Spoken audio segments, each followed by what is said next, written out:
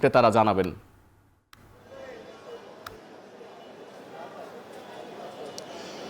সতীর্থ, এই মুহূর্তে আমি বনানীর কাঁচা বাজারের সামনে যে ইফতার বাজার রয়েছে সেখান থেকে আপনার সাথে যুক্ত হচ্ছি। এই এলাকাটি কিন্তু জনবহুল এলাকা বনানীর মধ্যে।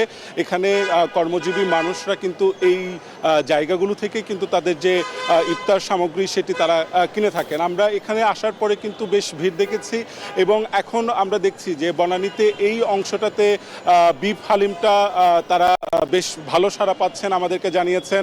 এছাড়া এখানকার যে রেশমি জিলাপি সেটাও কিন্তু আমরা দেখতে পাচ্ছি। রেশমি জিলাপিটাও এখানকার যারা ক্রেতারা রয়েছেন তারা কিন্তু রেশমি জিলাপি কিনছেন এবং তারাও বলছেন যে এই জায়গাটাতে এই বিষয়টি বেশ ভালো বিক্রি হচ্ছে। এছাড়া ক্লাসিক যে ইফতার আইটেম আপনি যদি দেখেন যে ছোলা ভুনা, তারপরে হচ্ছে বিফ তেহারি, তারপরে হচ্ছে ছানার ডাল,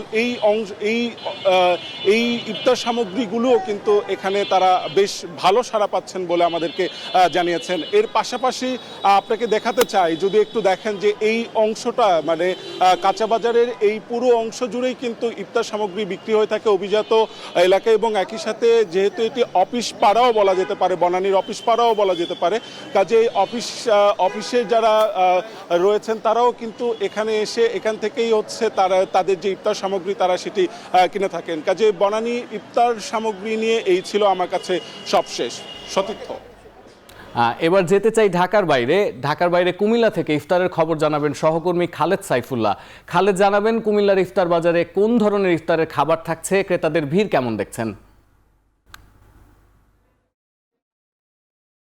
সতীর্থ, কুমিল্লায় ইফতারের বাজার কিন্তু বেশ জমে উঠেছে। বিশেষ করে মানুষজন ঘরে যে সকল খাবার প্রতিনিয়ত খায় তার বাইরেও কিন্তু হোটেলগুলোতে নতুনত্ব আনার চেষ্টা করছে যেন মানুষের রুচিতে ভিন্নতা আসে এবং সেরকমই আমরা আজকে দেখছি যে কুমিল্লার ফুড ভিলেজে এখানে প্রায় 100-র বেশি আইটেম নিয়ে কিন্তু তারা পসরা সাজিয়েছে। এরকম প্রতিদিনই রোজার 1 তারিখ থেকে ঈদের আগের দিন পর্যন্ত কিন্তু তাদের এই ইফতারের আয়োজন চলমান থাকে।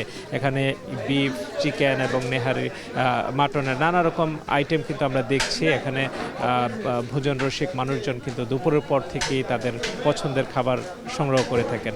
এখানকার যিনি এই আয়োজন যেটি করেছেন তিনি আমাদেরকে বলছেন যে মানুষরা আসলে প্রতিনিয়ত এক ধরনের ইফতার খেতে খেতে মানুষের মধ্যে রুচির পরিবর্তন আসলে অনেকেই প্রত্যাশা করেন যে নতুন কিছু খাবারের জন্য। তারা সেই চেষ্টাটি করেছেন। এখানে নানা রকম আইটেমের প্রায় 100-র বেশি আইটেম কিন্তু এখানে রয়েছে। জিলাপি থেকে শুরু করে নানা রকম চিকেনের এবং বিফের নানা রকম আইটেম কিন্তু তারা সাজিয়েছেন এবং মানুষজন যারা আসছেন তারাও কিন্তু স্বতঃস্ফূর্তভাবে তারা এখান থেকে কেনাকাটা করছেন।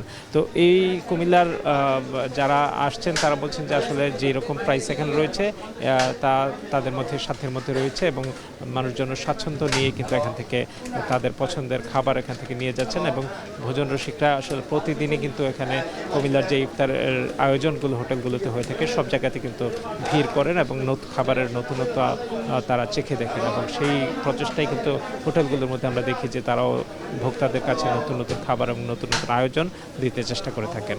এই ছিল কুমিল্লা থেকে ইফতার বাজারের সবশেষ সতীর্থ। কুমিল্লা থেকে যুক্ত হয়েছিলেন সহকর্মী খালেদ সাইফুল্লাহ।